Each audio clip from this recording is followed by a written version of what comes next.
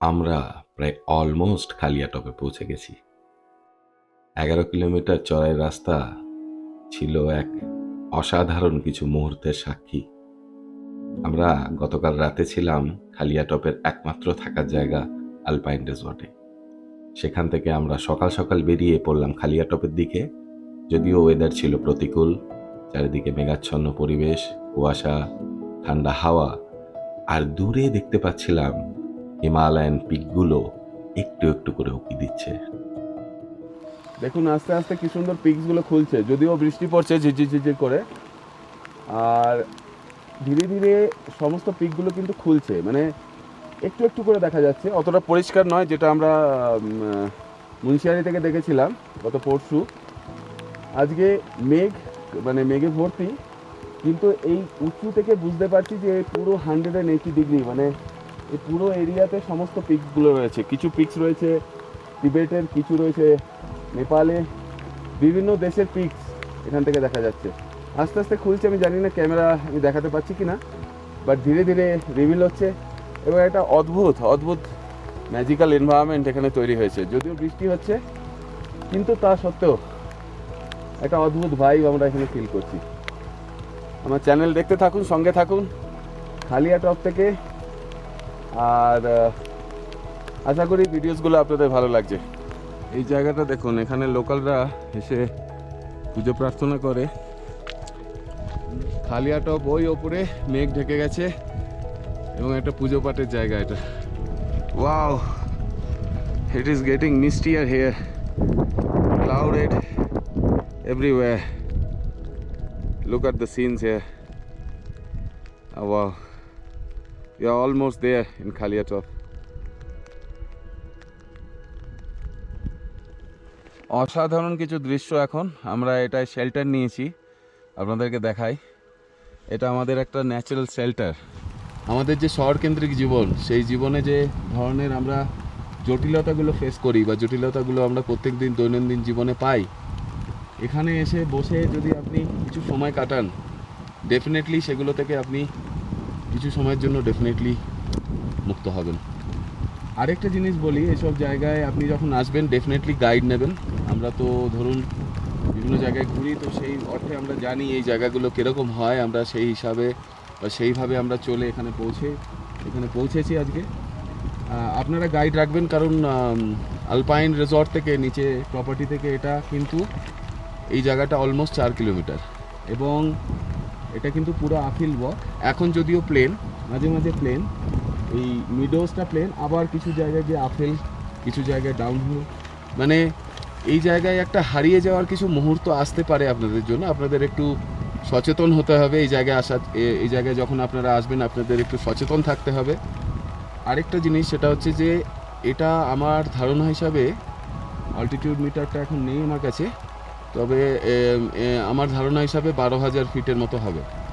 তো এই উচ্চতায় একটা শরীরে শ্বাসকষ্ট হয় অনেক মানুষেরই। যাদের অভ্যেস আছে এই ধরনের আলপাইন ট্রেক করার, এই ধরনের মিডোজের মধ্যে দিয়ে চলা, এই হাইটের মধ্যে দিয়ে চলা, তাদের হয়তো সেরকমভাবে শরীরকে এফেক্ট করবে না। কিন্তু অনেক মানুষ আছেন যারা এই হাইটে চলতে অভ্যস্ত নন, তাদের জন্য বলি আপনারা আস্তে আস্তে চলবেন, এখানে এসে ধীরে ধীরে চলবেন, রেস্ট করবেন, অ্যাডিকুয়েট রেস্ট নেবেন, এবং যদি দেখেন যে আপনার শরীরে কোনো রকম অসুবিধা হচ্ছে, যেমন ধরুন শ্বাস নিতে কষ্ট হচ্ছে বা বমি হচ্ছে বা বিভিন্ন ধরনের মানে কোনো রকম বা মাথা ঘুরছে, এগুলো কিন্তু সাইন, মানে হাই অল্টিটিউড সিকনেসের এগুলো কিন্তু সাইন। তো সেই সময় আপনি কিন্তু ডেফিনেটলি ব্যাক করবেন, এটা আমার রিকোয়েস্ট রইল। আর এটা মানে কি বলবো, এটা হচ্ছে বুদ্ধিমানের কাজ হবে, আপনি এখান থেকে ওই সময় ব্যাক করবেন, এটাই হচ্ছে সচেতন মানুষের কাজ। আর এই ধরনের পুরো ট্রেকটার ব্যাপারে আমি একটাই কথা বলি, সেটা হচ্ছে 3-4টে পয়েন্ট আমার কাছে খুব ইম্পর্টেন্ট মনে হলো। এক, এখানে পলিউশনটা অনেকটাই কম, মানুষ সচেতন, চারিদিকে বন বিভাগ থেকে, ফরেস্ট ডিপার্টমেন্ট থেকে বোর্ড লাগানো আছে, পলিউশন রোধ করার জন্য বিভিন্ন বোর্ড দিয়ে ওয়ার্নিং সাইন দেওয়া আছে।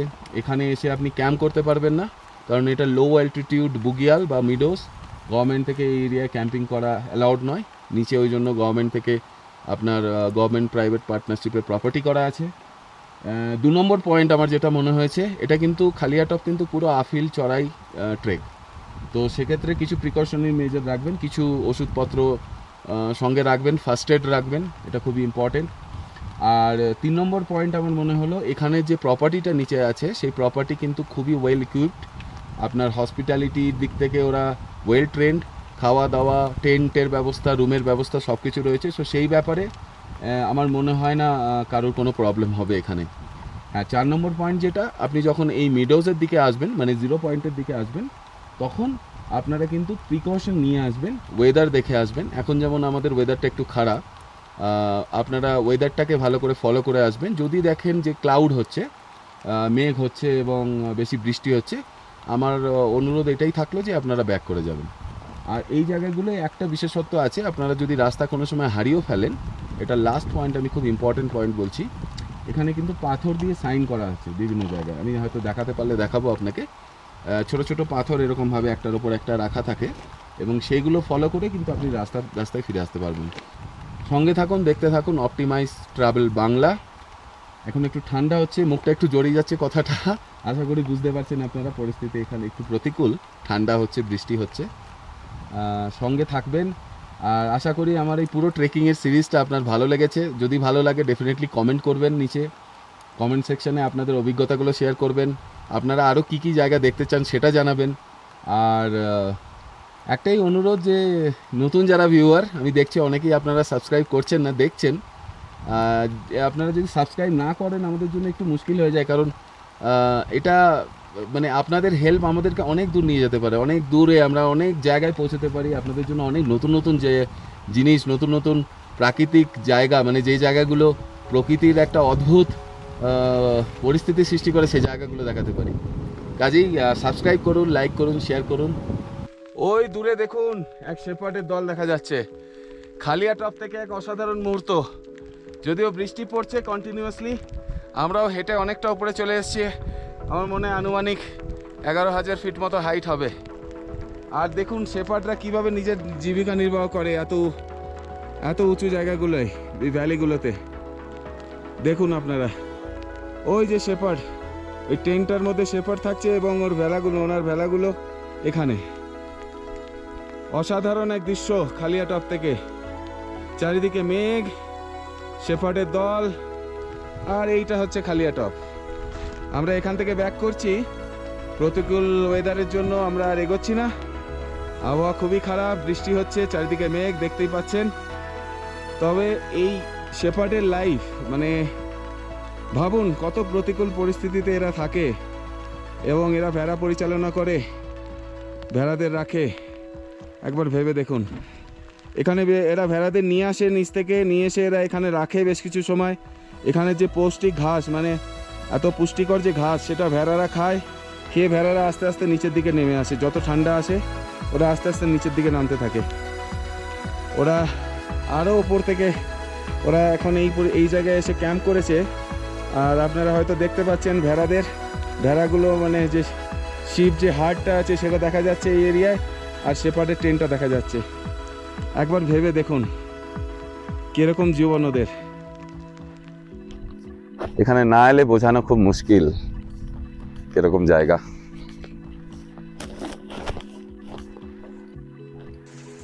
সো বন্ধুরা, আপনাদের সকলকে আলপাইন রিসর্টের রুমটা দেখাই খালিয়া টপে, যেখানে আপনি রাত কাটাতে পারেন। সুন্দর বিছানা, বসার জায়গা রয়েছে, তার সঙ্গে কিন্তু রয়েছে ওয়েস্টার্ন টয়লেট রয়েছে। এরকম লোকেশনে এই ধরনের ফেসিলিটি কিন্তু আমি বলবো 3 স্টারের কম নয়। খালিয়া টপ থেকে আমি পার্থ ব্যানার্জি সাইন অফ করছি। আপনারা অপটিমাইজ বাংলা দেখতে থাকুন, আর এরকম নতুন নতুন প্রপার্টিসগুলো আপনাদের সামনে আমি তুলে ধরবো আগামী দিনে। Thank you very much. এই টেন্টটা দেখাচ্ছি নিচে, এই টেন্টটায় আমরা ছিলাম কালকে রাত্রে। আপনি টেন্ট ফেসিলিটিও পাবেন। চার্জেস হচ্ছে for 2 person 600 rupees per night. ওরা টেন্ট ফেসিলিটি দেয়, আর যদি বনফায়ার আপনি নিতে চান তাহলে ওটাও 600 রুপিস পার বনফায়ার। আপনাদের দেখাই আমার পুরো বিল, মানে আমাদের দুজনের এক রাতের থাকা খাওয়া নিয়ে 1420 টাকা। ধন্যবাদ, থ্যাংক ইউ। যাওয়ার সময় মনে হলো একটু দাঁড়িয়ে যাই এই জায়গাটায়, যদিও বৃষ্টি হচ্ছে খুব, আর বৃষ্টির সাথে ওয়েদারটাও খুব খারাপ, চারিদিকে মেঘ করে আছে, কিন্তু এই ফুলের বাগানে এসে যে ফিলিংটা হচ্ছে, আই উইশ ক্যামেরা দিয়ে আমি এই স্মেলটা আপনাদেরকে অনুভব করাতে পারতাম, কিন্তু সেটা সম্ভব হচ্ছে না। আমার কথা দিয়ে আর এই দৃশ্য দিয়ে আমি আশা করব হয়তো আপনারা বুঝতে পারবেন যে আমি কি দেখাতে চাইছি। খুব সুন্দর গন্ধ, অসাধারণ দৃশ্য, ফুলের কালারগুলো এত সুন্দর না, মানে কি বলবো, ভাষায় প্রকাশ করতে একটু কষ্টই হচ্ছে।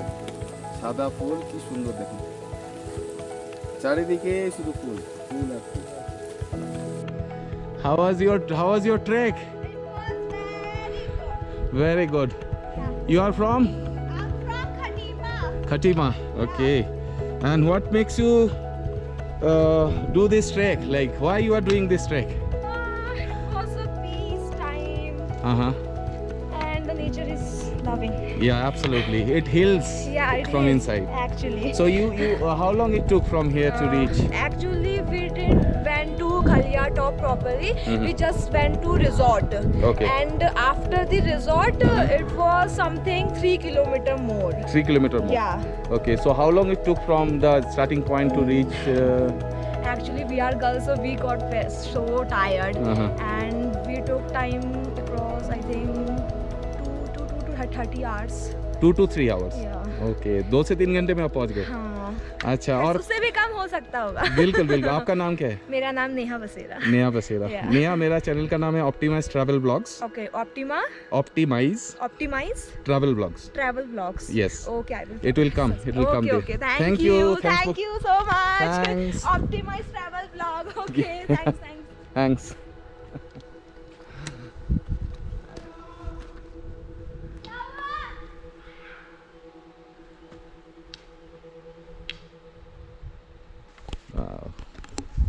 বেসিক্যালি ক্র্যাঙ্কস রিজ একসময় হিপিসদের একটা বড় আস্তানা ছিল। আমি বলছি আজ থেকে ধরুন বেশ কয়েক ডেকেড আগের কথা, কয়েক দশক আগের কথা। তখন এই ক্র্যাঙ্ক রিজ কিন্তু একটা এখানে ক্যাম্পিং গ্রাউন্ড হতো, বেসিক্যালি হিপিসরা এখানে আসতেন। আমি ফরচুনেটলি রবার্ট বেকার বলে একজনের সাথে এখানে এসেছিলাম কয়েক বছর আগে। মিস্টার বেকারের মা প্রবাবলি 1940s সময় এখানে এসে ক্যাম্প করেছিলেন।